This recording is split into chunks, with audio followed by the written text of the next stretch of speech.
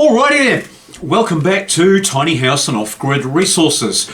In this video, I'm going to start chatting to you about why you shouldn't buy a wind turbine, or perhaps why you should buy a wind turbine, and if you do, what kind of wind turbine you possibly should buy, because it's far more complicated than chucking a couple of solar panels up on your roof.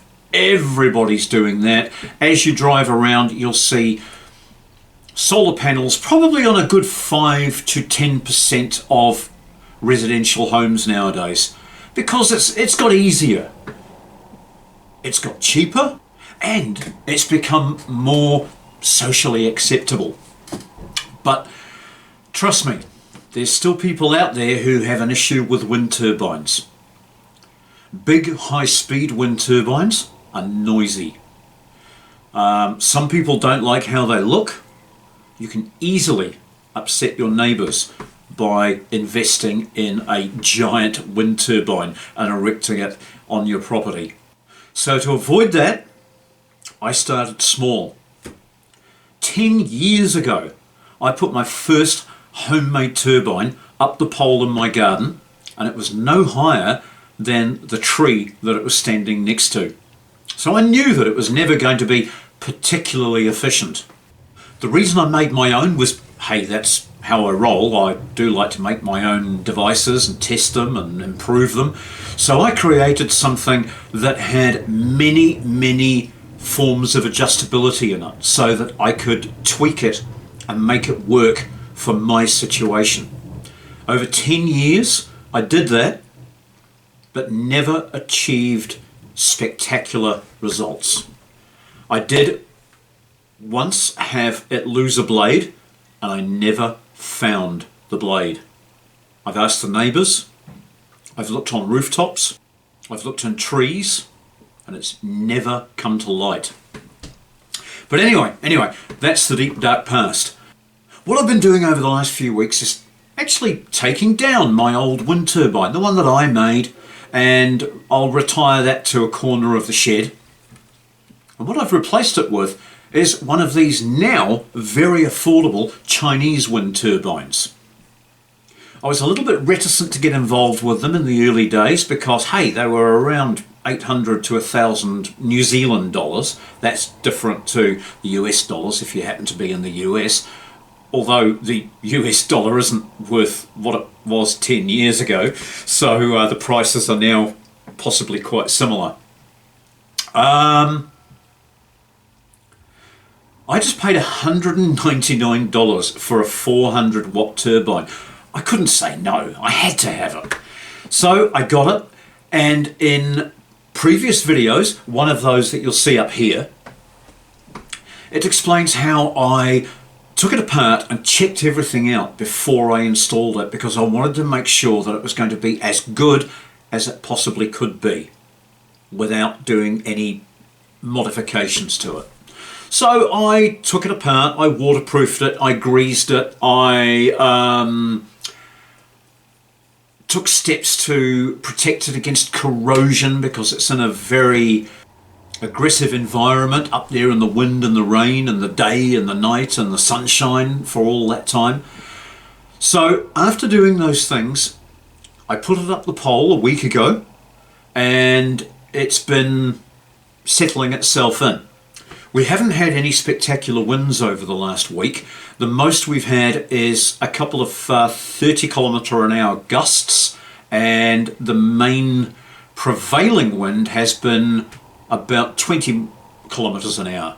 Right now, it's dead still out there. There's no wind whatsoever, so my wind turbine is doing diddly squat. And that doesn't worry me because I'm not relying on it. I don't think that there will be many people who can take advantage of a wind turbine as a standalone generator. You need to be in a coastal situation with high elevation, and of course there's no such thing as coastal coastal property with high elevation. The most you'll get is a 50 or a 100 meter cliff, perhaps, if you're really lucky. But with the wind coming off the ocean, you will have a more constant wind. I'm in a residential area. I've got very mature trees on my property, so my wind turbine is only at the height of my treetops, which is about 6 meters. Indeed, the local council won't allow you to erect anything here over 6 meters without consent. I really don't want to get involved in consenting it. So I made myself a banging pylon. I made myself a really good swing down pylon that I can put any kind of wind turbine up that I choose to. A vertical axis, a horizontal axis. I can play with it over the year. Because, you know, every guy likes to play with his pole now and again, so I've made it so that I can modify it and have various types of wind turbine up there with minimal effort and minimal expense. But right, let me get into the nuts and bolts of it. You've got two types of turbine. You've got horizontal wind turbines, which are the more commercial ones that you see, which are sited in really, really windy locations. Then you've got the other type, which is your vertical axis wind turbine. They're the ones that are like a drum with vanes on it and they spin this way. Where they excel is that they can accept wind from any direction without the head having to swing round to meet it head on. They'll take power from the wind wherever it comes from. So if you've got fluky, gusty wind like I have here because of trees and my buildings and other people's buildings, one of those would be a better bet. But quite frankly, the ones that are commercially available, I don't have the confidence in them. There's an awful lot of plastic in their construction, and in New Zealand we've got a really high UV. So even if these things are engineered well and the plastic has got lots of webbing and gussets and it's a thick moulding, it's still not going to last any longer than 2 or 3 years in our fierce New Zealand UV. So that's one of the reasons why I opted for a conventional bladed horizontal axis turbine. When you're looking at that type of turbine, the generator that's inside it, or an alternator, must let you know the difference for newbies between a generator and an alternator. A generator will give you DC current that can go straight into your batteries. An alternator will give you AC current, alternating current, and that needs to be rectified before it can go into your batteries. The benefit of going with an AC turbine is that you have less complications up in the head of the turbine, and most of your equipment can be mounted down at ground level. So if anything goes wrong, it's just a walk over to the board and repair what actually needs to be repaired instead of having to bring the thing down off the top of the pole. The other thing is, a turbine needs to be away from obstructions. It needs to be out in the open. So if you've got an open space, that could be some distance from your house. Transmitting the power from the wind turbine to where you're going to be using it is much more efficient if you use AC, alternating current, rather than DC. You with me so far? Good, good, good. Now, what else do you need to know? So far we've covered 2 different types of wind turbine, the efficiency of having it in various locations, the 2 types of generation, which is alternator or generator, and the 2 types of electricity that they produce. Now, other considerations are you going to use it as a standalone power supply, or is it going to supplement your solar? Now in my case, it supplements one of my 3 solar systems. I've got 3 buildings here that are on solar. I've got my workshop. My workshop, I've dabbled in having it fully solar powered, but I've got a whacking great compressor and a big welder, and I've blown up 3 inverters trying to create enough power to run those appliances. Now I've actually given up, and I've got mains electricity to the workshop just for the power points. My lighting in there is provided by solar. Everything in here where I live is powered by solar. And outside I've got a communal kitchen and laundry area, and that is a combination of mains electricity and solar. But in the winter we're doing a lot more. We've got more lights going for longer. We're running a washing machine more often. We're probably cooking heavier, heartier meals that require a little bit more power than your average summer salad. So I've got a hybrid system, and that means I've got to connect the wind to the solar. There'll be more details on that when I get into the nuts and bolts of it. What I want to do in this video is just make you aware of all of the different parameters that you've got to consider if you're going to go with a wind turbine. Now, I know that with solar there's some fluctuation. When the sun goes behind a cloud, the power to the panels drops away. But during the periods when the panels are at 90 degrees to the sun and you've got a cloudless sky, if you've got a 100 watt panel, it will produce 100 watts. But with a wind turbine, its rated power in the case of mine is 400 watts. You can get domestic wind turbines from 200 watts through to about 1000 watts. They vary in size from about 3 feet diameter in the propellers, 1 meter, through to 6 or 8 feet, 2.4 meters in propeller diameter. So you can imagine that something with a 2.4 meter propeller is going to be fairly weighty and is also going to capture a lot of wind, cause a lot of drag, and it will need a very heavy, securely mounted pole. You'll need 2 sets of guy ropes, 3 at the very top, 3 halfway down. That'll stop the whipping in the pole on a really, really fierce storm. So many people save money by putting up a pole that is only 1.5 or 2 inch steel pipe.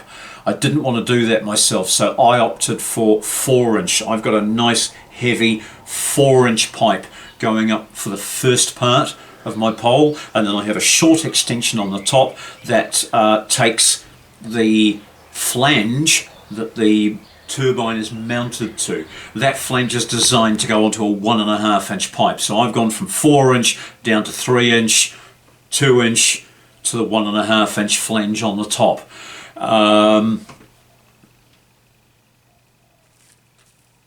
I'd advise people not to mount a turbine directly to a building, because on a windy night you won't get any sleep. It will be humming and throbbing and vibrating through your entire building, and it's not pleasant at all. So mount it away from your building.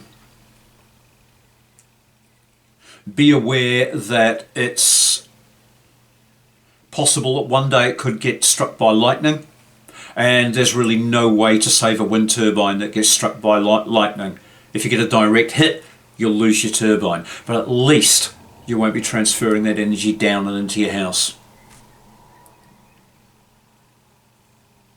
Now, choosing the output of a turbine, although this one that I've bought, the cheap Chinese 400 watt turbine, it's rated at 400 watts, But the only time you'll see that 400 watts is during an absolute howling gale, when the thing is probably just about to get blown off the top of the mast. Mine is rated for 400 watts at 15 meters per second. 15 meters per second equates to a howling 40-mile-an-hour gale, which is a 40-mile-an-hour gale, 40-mile-an-hour,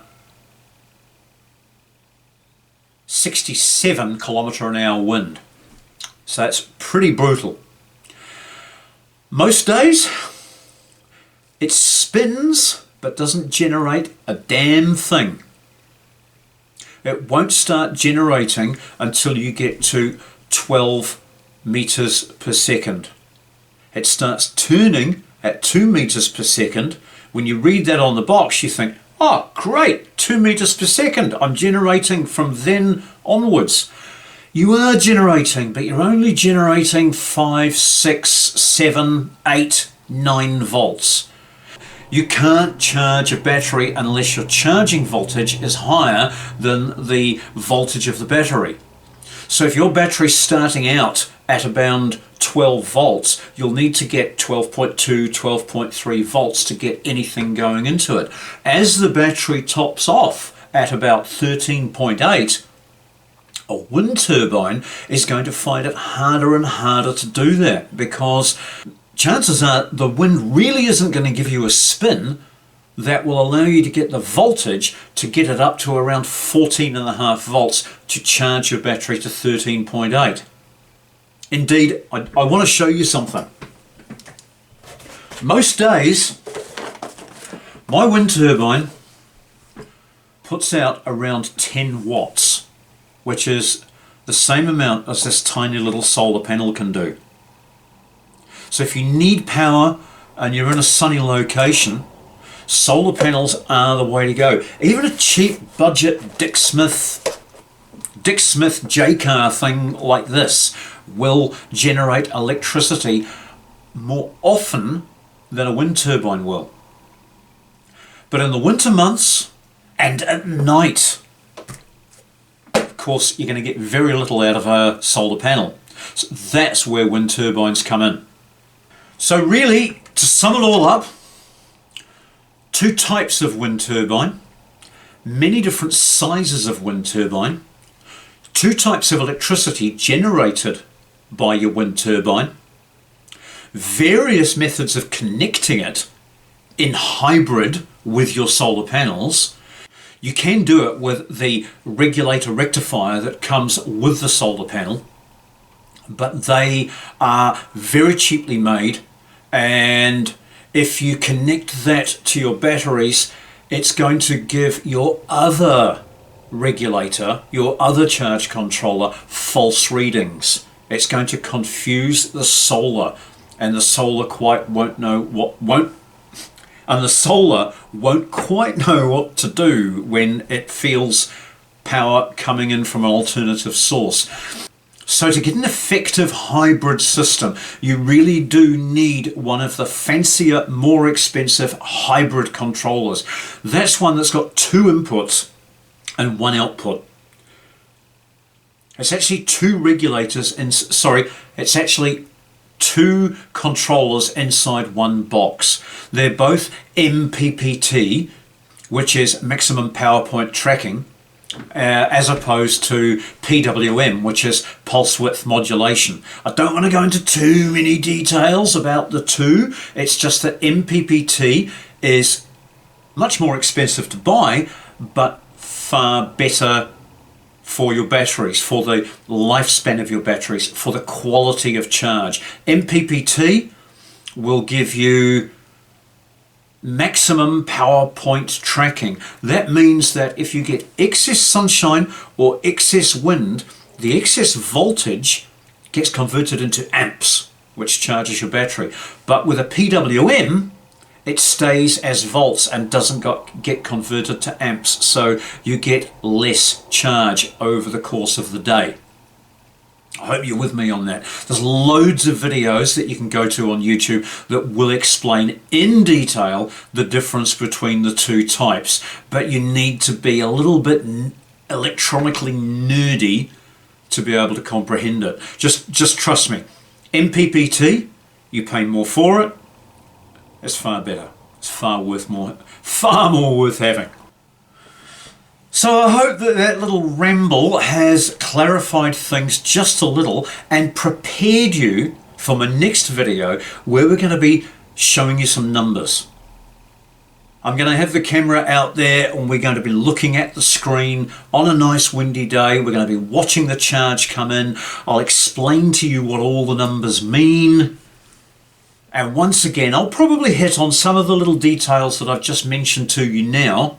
But it is important that you know these things first, so that when we start hitting the numbers in the next video, you know what I'm talking about. So thanks for being here. I really appreciate you clicking on my videos and watching, and I'll look forward to you seeing me in the next video.